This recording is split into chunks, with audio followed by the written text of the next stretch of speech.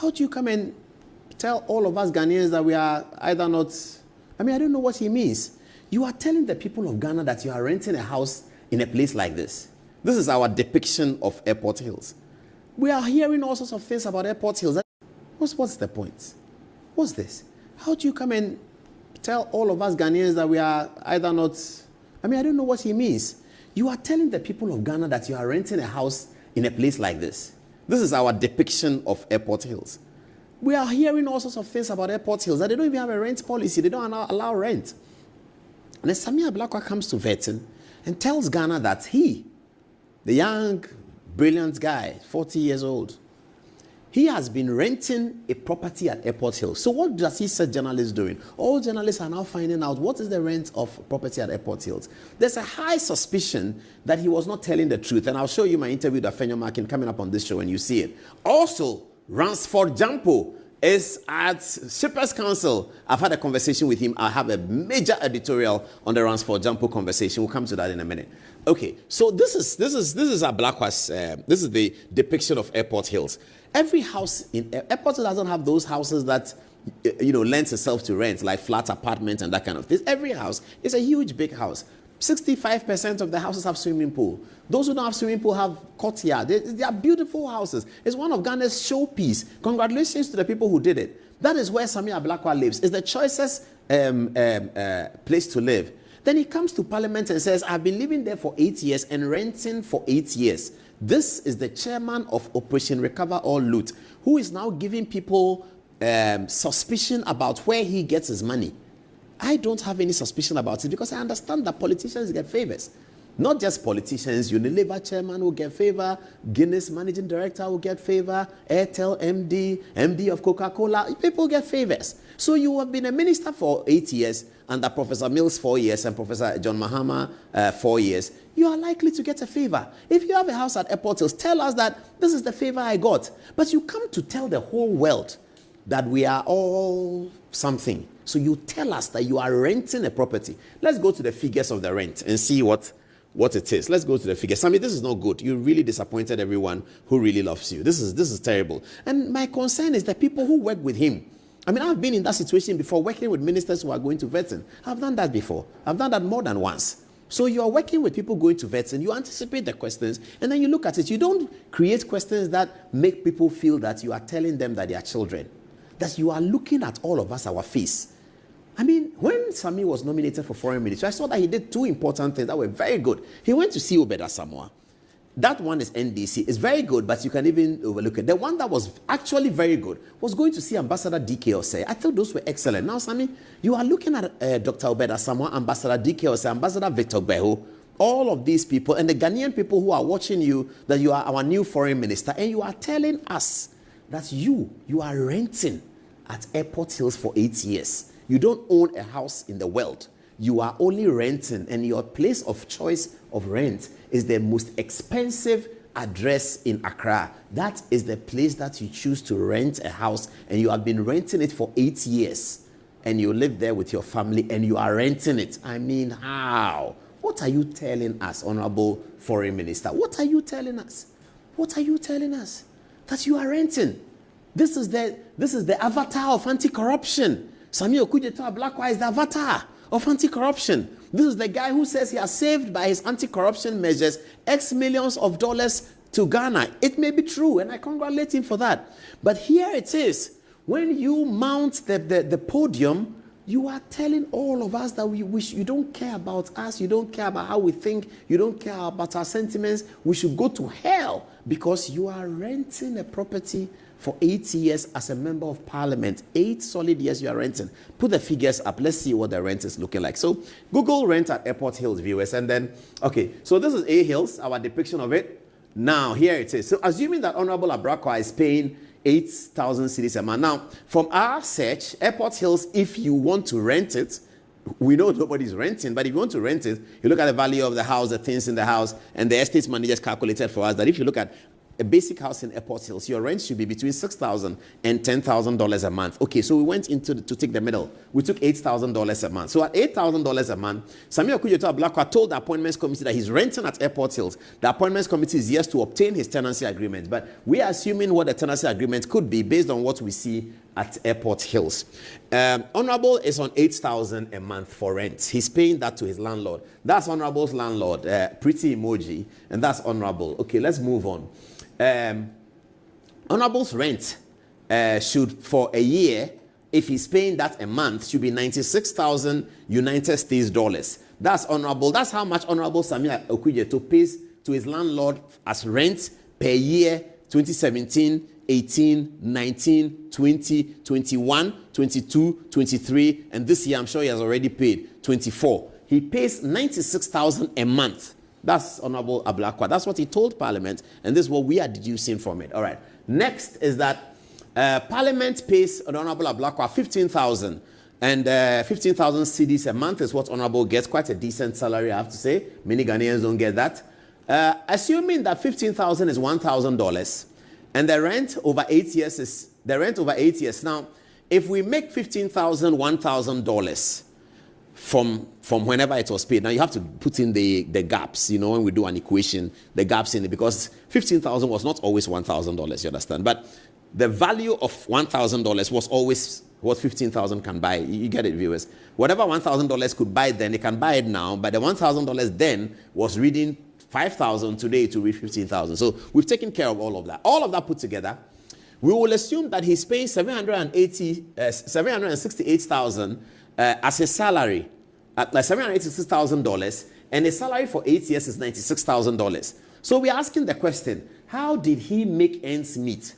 This is the reason why people are saying that the special prosecutor should come into the conversation. I don't know. I'm not interested in going and take him special prosecutor, but the sheer disrespect for Ghanaians. That's what I'm concerned about. That the young man who is doing quite well in politics, Samuel OKUDZETO Ablakwa, will come to. This is not the first time Ablakwa has been at appointments committee. This is not the first time he's been at appointments committee. We've forgotten. They were all at appointments committee in 2013. But the MPP boycotted because they were fighting Akufo-Addo's election petition.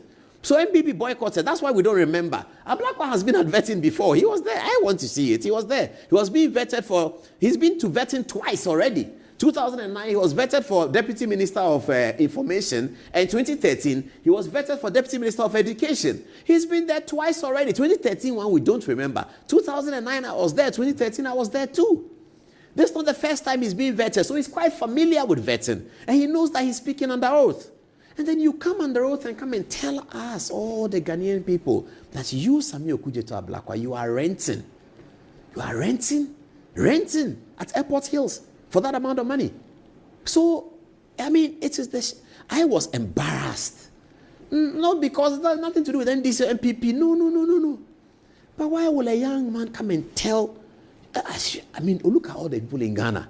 Politicians, your seniors in politics, your juniors in politics, the chiefs, Asante Hene, Gamanche, Yan, all these people are interested in the nomination, the appointments hearing, and the nomination hearings of the Minister for Foreign Affairs to be. All of these people are interested. If you are Santayini, you are interested in who is going to be the Foreign Minister of Ghana. If you are Yana, you are interested in who is going to be the Foreign Minister of Ghana. If you are the judge, Domahini, you are interested in who wants to be president, who has been nominated by the president to be foreign minister.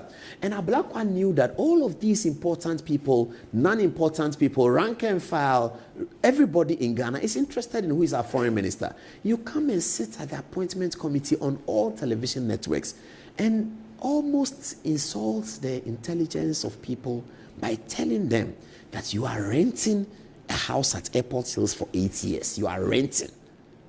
I mean, why? How? Anyway, no problem. We're here. We can't do much. Franklin Cudjoe had something to say about this, didn't he? What did he say? Here's Franklin Cudjoe. He said, the failure of some nominees to prove their sources of finance apart from their salaries as MPs says a lot about campaign financing in Ghana. They all win safe seats. How? Dennis Asare is being asked, or Franklin Cudjoe's statements attributed to Dennis Asare. He said, this is Franklin. Honorable Alexander shows leadership again. Secondly, it is interesting that the chairman of Oral wouldn't be allowed by the vetting committee chairman to discuss his properties openly, but can discuss others in the open. This is the problem. Thank you very much, Franklin Cudjoe. Thank you. Imani, I was going to call out civil society. That has civil society not heard that the foreign affairs minister says that he has been renting a plush property with his own money for 8 years, amounting to almost $1 million. That's what the foreign minister says. That's what he told Parliament, that he doesn't own a house. He doesn't want to own a house, but he chooses to pay rent at the most expensive address in Ghana. That's what he told. He's 40 years old, brilliant young man. He chooses to pay rent at the most expensive address in Ghana, and he's the one. Let me read Franklin Cudjoe again. He says, Honorable Alexander shows, that's Afenyo Makin is referring to. Honorable Alexander shows leadership again. Secondly, it is interesting that the chairman of Oral wouldn't be allowed by the chairman of the committee, the first deputy speaker, the Right Honorable Ahiafo. He will not allow the people, the vetting committee, for the chairman of Oral to discuss his properties openly. But the chairman of Oral has a role to discuss other people's properties. Ablakwa discusses everybody's properties unless he doesn't know it. And he comes to tell the Ghanaian people that, oh, I don't care what you think. I'm renting the house. What will you do? If I'm not registered, whose money is lost? That thing they do. When politicians, they do that and you catch them, they say, whose money is lost? That's what they do. That's what Ablakwa is saying. He's telling all of us that we all should go to sleep somewhere. He is renting a house at airports. What will you do? You can't do anything about it. But I felt sad that, when young people, he's a brilliant young man, 40 years old, foreign minister. This is what we need. This is what we need. This is what we all need. But you don't come as foreign minister at this time, which is what we need, and come and insult us this way. Come and just insult the whole everybody. You come and insult everybody. You tell us, Ghanaians, that's you, foreign minister. You are renting a house at Airport Hills for 8 years. Almost $1 million is what you have paid to your rent, and you don't want to own a house. You don't own it. $1 million can do about 8 homes or 9 homes. $1 million can build about 9 homes. Ask the people who do real estate. $1 million, I can build about 9 homes with swimming pool. He says that he has committed that money to rent. He has paid rent. He doesn't own a house, he's paid rent. I think that's for whatever it's worth, Sami should come back and apologize and do his foreign ministry work. We will all support him. He's our youngest foreign minister. We will support him. Why not? But he should come out and say, I could have said it in a different way. I didn't say it the way I should have said it. It's okay. Everybody will leave it. We are here to move Ghana forward. We are not here to pull Ghana back. We are here to move Ghana forward. And Ghana has a government. And the government is in place. Why do you come and tell us this story? I'm renting. And now, as the checks continue, people are finding out the owner of the property. There are allegations that the property belongs to your younger sister. It is too messy. What is this? That the property now belongs to your younger sister. That's what they're alleging. That Airport Hills people, they don't do rent. What is this? Who was advising them?